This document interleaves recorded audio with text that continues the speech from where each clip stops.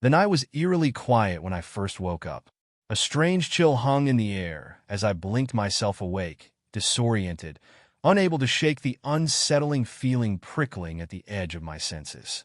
My eyes adjusted to the dim room, and that's when I heard it, a faint, chilling sound, the unmistakable crash of breaking glass. I sat up, my heart hammering as I tried to make sense of what was happening. Was it a nightmare? But as another crash sounded, louder this time, I knew it was all too real. My mind raced. Emily was asleep beside me, and my children were in the next room. Whoever was in my house wasn't just invading my space. They were putting my family in danger. Moving as quietly as I could, I crept down the hall, my heart pounding as I neared the source of the noise. The living room was dark, save for the faint glow coming from my office. Shadows flickered across the walls, ominous shapes moving about like wraiths in the night. I gripped the doorframe, peering in. My office was a mess. Papers scattered everywhere, documents shredded, files strewn across the floor. The intruders moved quickly, their movements sharp and deliberate. I saw one of them spraying something on the wall, leaving behind jagged, hateful slurs that sent a chill down my spine. Before I could step back, they spotted me. In an instant, chaos erupted. I barely had time to brace myself before one of them lunged at me, and we were locked in a brutal struggle. I felt blows rain down on me, sharp and painful, each one blurring my senses. My vision swam as I fell to the ground, dazed. Something was dripping from my brow. I lay there as the intruders fled, leaving behind a scene of absolute destruction. My home was shattered, my sanctuary violated, but as I looked around the ruined office, a new, darker realization settled over me. This wasn't just about a robbery. This was personal. The days following the break-in felt like a living nightmare. The police came and went, taking statements, snapping photos of the wreckage, and assuring me they'd look into it. But their reassurances fell flat. I could see it in their eyes. They chalked this up to just another burglary. But I knew better. I tried to get back to work, to pull myself together, but it seemed like my entire life was slipping out of my control. It started subtly at first. An important client called to discuss their contract, only to cut ties entirely. Then another. Business partners who once praised me now seemed wary, as if being associated with me had suddenly become toxic. Rumors began circulating. People whispered about my unethical practices and shady dealings, none of which were true, but I could see the doubt spreading like wildfire. Every meeting, every call, every attempt to salvage my reputation seemed to deepen the suspicion against me. I was watching my empire crumble before my eyes, unable to stop it. Emily was there, but even her support felt strange. She would listen, nodding in all the right places, and her words were sympathetic enough, but something about her was distant. Cold even. Her eyes, once warm and loving, seemed to hold something else now, something I couldn't quite place. It was almost as if she were watching me, with a kind of quiet satisfaction, but I brushed it off, telling myself I was just being paranoid. She was my wife, my confidant. Surely, if anyone was on my side, it was her. But I couldn't shake the feeling that this nightmare was only just beginning. I sat at the kitchen table, staring into the swirling darkness of my coffee.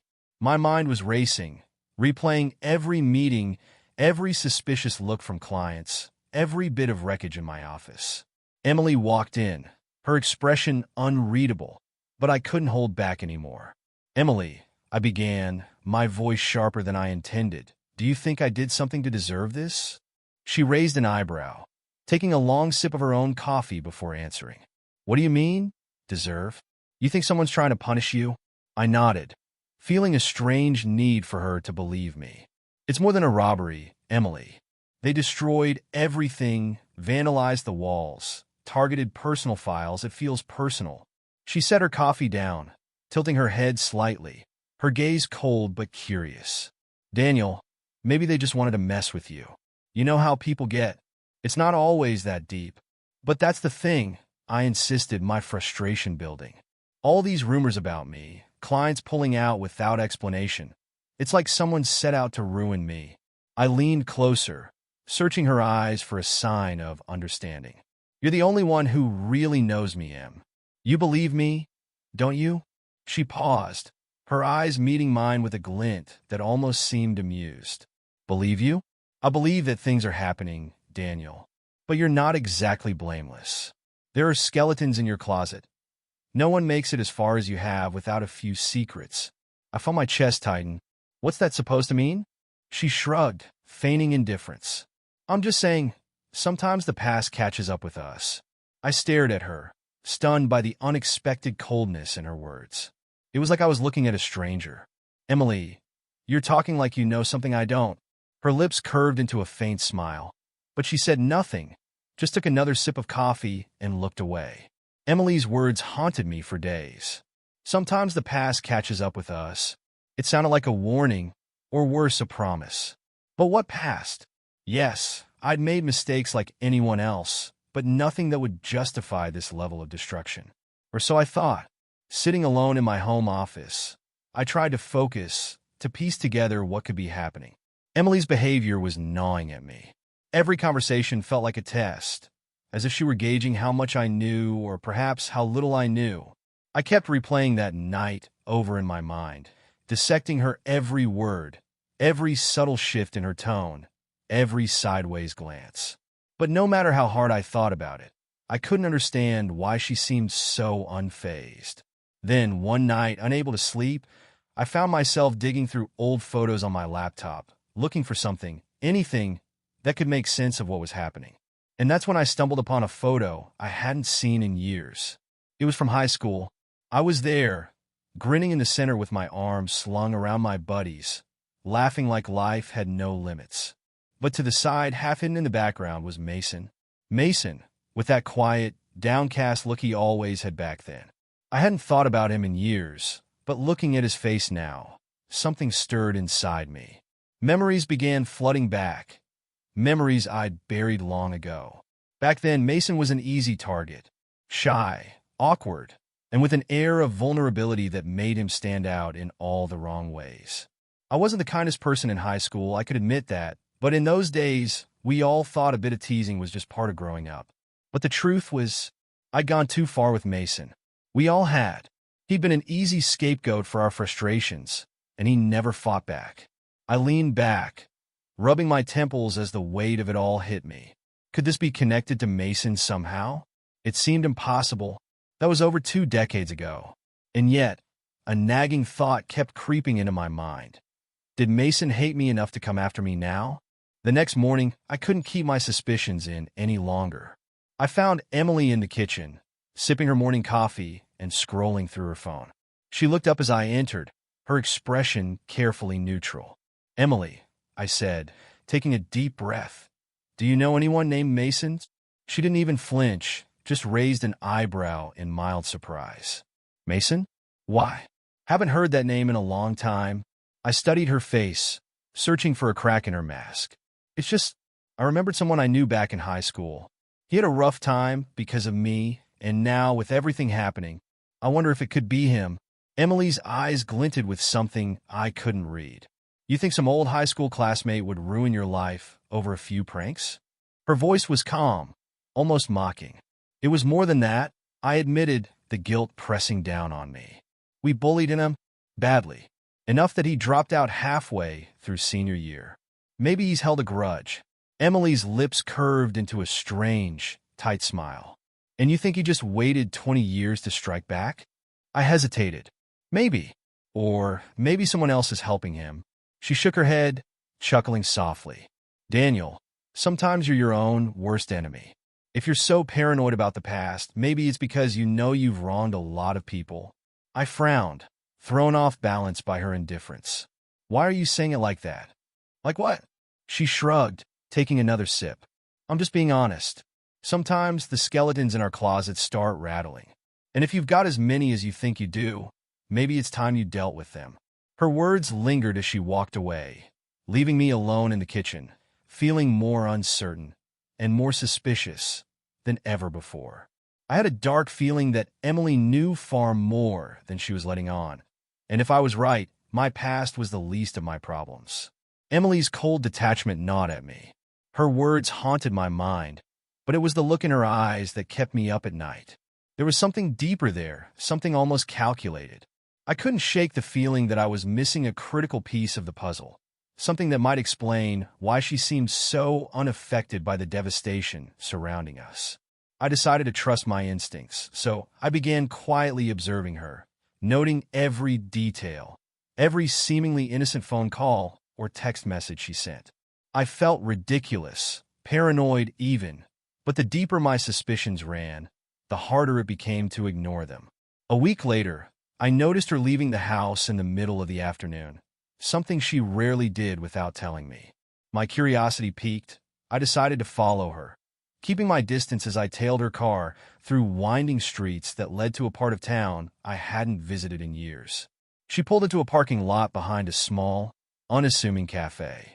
I parked a little farther down the street, watching as she slipped into the cafe's side entrance, glancing around as if to make sure she wasn't seen. I waited a few minutes, then stepped out of the car and made my way toward the cafe. My heart pounded as I peered through the window, scanning the room for Emily. That's when I saw her. She was sitting at a corner table, across from a man I couldn't immediately recognize. They were leaning close, speaking in hushed tones, and Emily's face, so often reserved around me these days, was animated and tense. Her body language radiated a kind of familiarity, the type that spoke of a connection much deeper than friendship. As I watched, I caught a glimpse of the man's profile, and a chill ran through me. Mason. There was no mistaking it. He looked older, harder around the edges, but his face, those familiar, haunted eyes, it was him. They were laughing about something, an easy camaraderie passing between them, and in that moment, I realized just how deeply my wife was involved in this nightmare. She wasn't just indifferent to my suffering. She was a part of it. A cold, sickening understanding settled over me. Emily and Mason were in this together. My mind raced. How long had this been going on? How much did she know? I felt the weight of betrayal crushing me, and suddenly I was that high school kid again, facing down Mason. But this time, he wasn't the one on the receiving end. I was. I drove back home in silence, my mind a storm of anger, confusion, and betrayal. Emily, the person I trusted most, the mother of my children, was conspiring with a man whose sole purpose seemed to be dismantling my life piece by piece. I felt like a fool, every moment of our marriage now tainted by suspicion. When Emily returned that evening, I was waiting in the kitchen.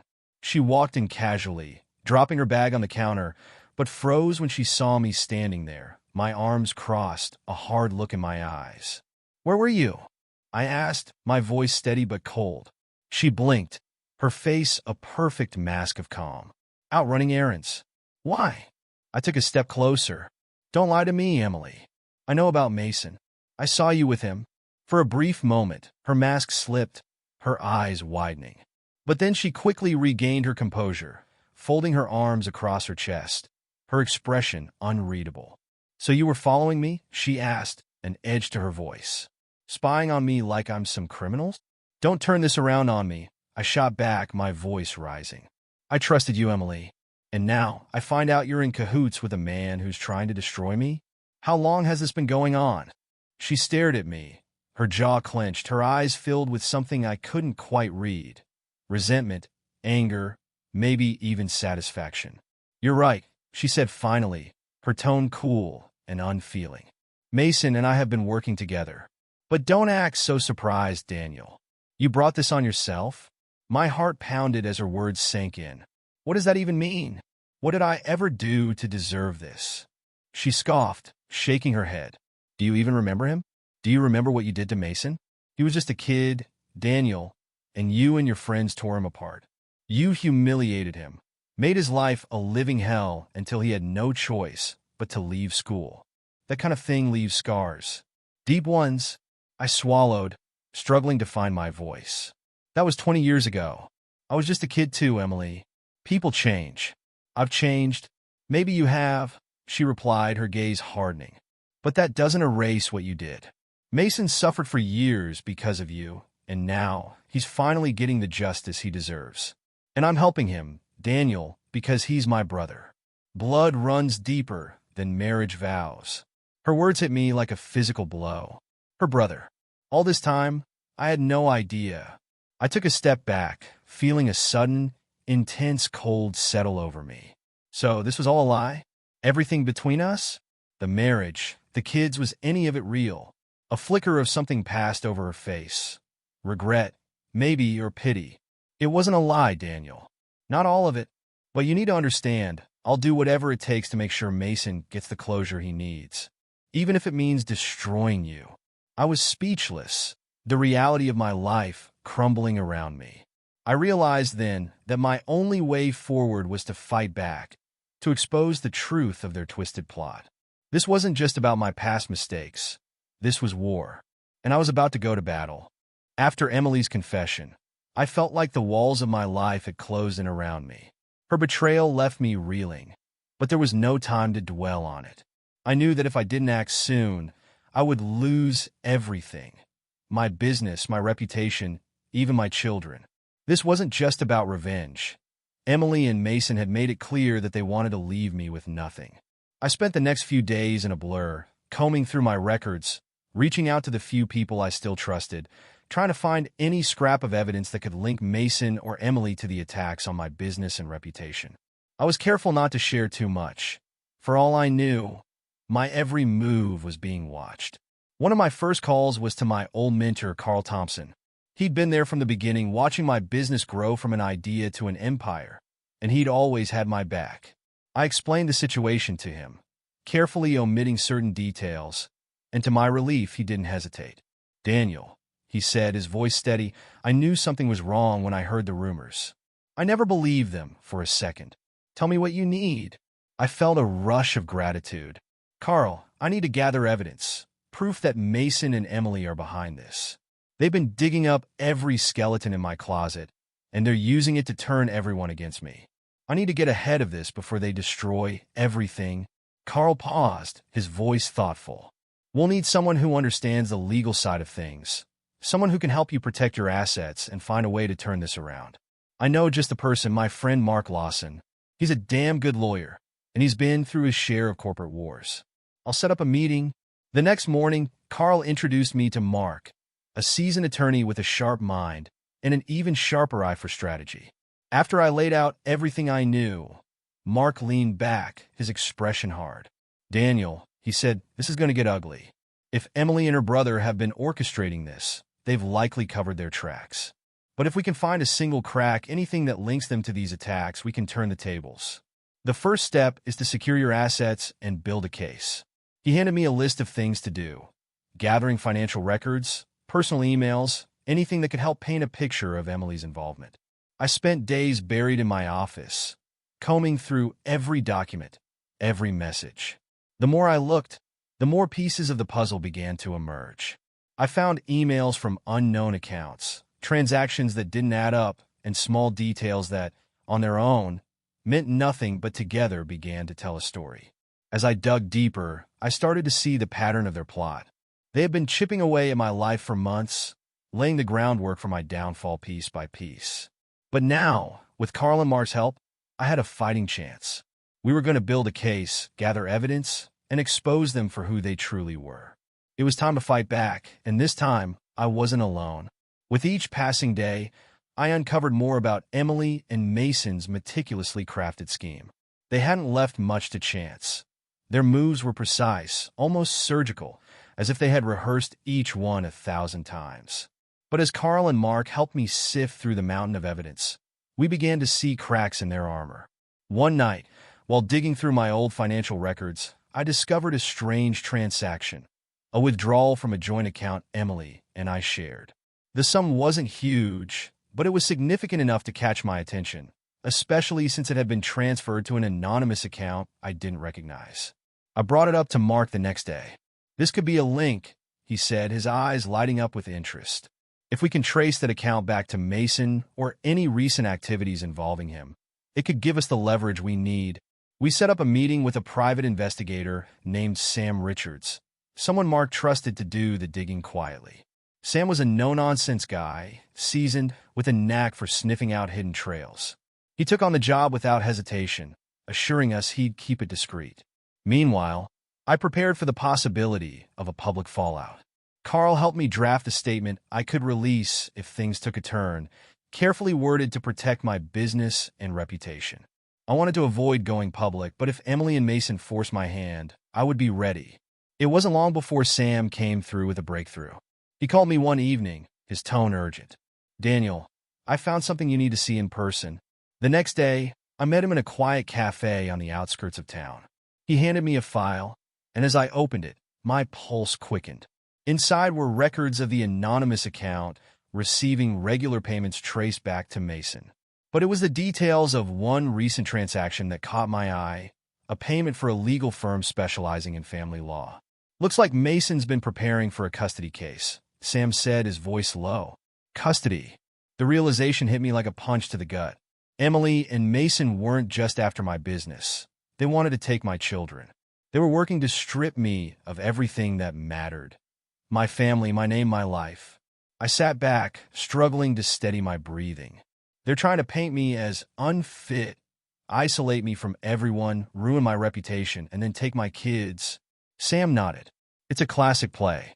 If they can show instability, losing your business, facing accusations of dishonesty, they'll try to argue you're not fit to raise your kids." A cold fury settled over me. This was more than revenge. This was annihilation. But now, with this evidence, I had a lifeline. I was one step closer to exposing their scheme, to revealing the twisted lengths they'd gone to in order to ruin me. "Thank you, Sam," I said, my voice steel. "They've taken enough. I'm not going to let them take my children." With Carl, Mark, and now Sam in my corner, I finally had a way to counter their moves. Armed with the evidence, we began to assemble a case that would dismantle their plans and, if everything went right, prove who the real threats were. As I walked out of the cafe that day, I felt the first glimmer of hope in weeks. This was far from over, but now, for the first time, I had the upper hand. Armed with Sam's findings, I felt a renewed sense of purpose. Emily and Mason's plans were finally starting to unravel, and I could see a way forward. But if I was going to fight back, I knew it had to be with absolute precision. They'd spent years calculating every move, and now it was my turn to strike. Over the next week, Mark and I met almost daily, preparing a case that would reveal the true nature of Emily and Mason's intentions. We worked late into the nights, going over every document, every transaction, every piece of evidence Sam had gathered. Together, we were constructing a narrative that exposed their plot to discredit me, all to gain control over my life and, most chillingly, my children. One night, as we were finalizing our strategy, Mark leaned back in his chair, studying me. "Daniel," he said, "you need to be ready for this to get personal. When we present this case, Emily and Mason are going to fight back hard. They might even bring up things from your past. Are you prepared for that?" I took a deep breath, his words sinking in. "I'm prepared, Mark. They've already taken so much from me, my business, my reputation. I'm not going to let them take my kids too." With the plan in place, Mark filed for an emergency hearing. In a matter of days, we'd be standing in front of a judge, presenting our evidence, and telling my side of the story for the first time. I knew that if I succeeded, I could not only save my relationship with my children, but also expose the twisted web Emily and Mason had spun. The morning of the hearing, I arrived at the courthouse, my mind racing but focused. As I walked through the halls, I spotted Emily and Mason waiting outside the courtroom. Emily's face was impassive, but Mason's expression held a sneer that reminded me of the arrogance he'd had even back in high school. I squared my shoulders, meeting their gaze with defiance. They might have underestimated me, but that was their mistake. Today, I'd make them face the truth. Inside the courtroom, Mark presented our case with methodical precision, laying out the evidence of Mason's financial ties to accounts used to sabotage my business and character. He detailed the custody battle preparations Mason had been orchestrating in the background, transactions that proved their intent to portray me as an unfit father. Emily sat beside Mason, her face pale as the evidence mounted against them. I watched her, searching for any flicker of remorse, any sign that the woman I'd loved still existed somewhere beneath the facade. But her expression remained as cold and unfeeling as ever. When it was my turn to speak, I stood, my hands steady, my voice firm. "Your Honor," I began, "for months, my life has been systematically dismantled by two people I trusted most. They planned, manipulated, and deceived their way into nearly ruining me. But what I can't forgive, what I refuse to accept, is their attempt to take my children from me. Today, I'm here to show the truth, to protect my family, and to stand up for what's right." The judge nodded, his expression unreadable but attentive. I felt a weight lift as I returned to my seat. For the first time since this nightmare began, I'd finally told my side of the story. As the day wrapped up, it was clear that our case had made an impact. The judge ordered a full investigation into Mason's financial records and Emily's involvement, putting their twisted scheme under the microscope. As we left the courtroom, I couldn't help but notice the way Emily's expression had changed. The cool mask was gone, replaced by a look of fear and fury. For the first time, Emily and Mason knew they were losing control, and that was just the beginning. The investigation moved swiftly after our court appearance.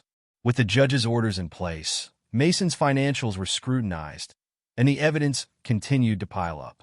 Every transaction, every calculated move he'd made to fund his vendetta against me was brought to light. Emily's connection to each scheme became clearer, showing just how deeply involved she was in Mason's twisted plan. One evening, Mark called with an update that changed everything. "Daniel," he said, his tone urgent, "we found evidence of falsified documents, ones Emily used to try to discredit you in her custody filing. This could be the final nail in the coffin." Armed with this discovery, we returned to court, prepared to reveal the full extent of their deception. As the evidence was presented, Emily's composure finally cracked. I watched her, a mix of emotions bubbling to the surface: anger, fear, even desperation. Mason's expression was even more telling. His arrogance had turned to a quiet rage, and he refused to look at me, instead staring fixedly at the floor. When the judge spoke, his voice was firm, authoritative. "The evidence before this court reveals a deliberate attempt to manipulate legal proceedings, using false accusations and underhanded tactics. Such actions are not only harmful to the parties involved, but undermine the very principles of justice." As his ruling concluded, it was clear I would retain custody of my children, and Emily and Mason's actions were officially documented. Emily's visitation rights were limited, pending a full psychological evaluation and supervised sessions, and Mason faced legal repercussions that would haunt him long after this was over. Outside the courtroom, Emily finally looked at me, a mixture of regret and defiance in her eyes. "Was it worth it, Daniel?" she asked, voice shaking. "All those years ago, was it worth everything you've put us all through?" I met her gaze steadily. "That's something you and Mason will have to answer for yourselves. But I'm done paying for it." I turned and walked away, feeling a weight lift. My family had been fractured, but for the first time, I could see a path forward, one free from the shadows of my past.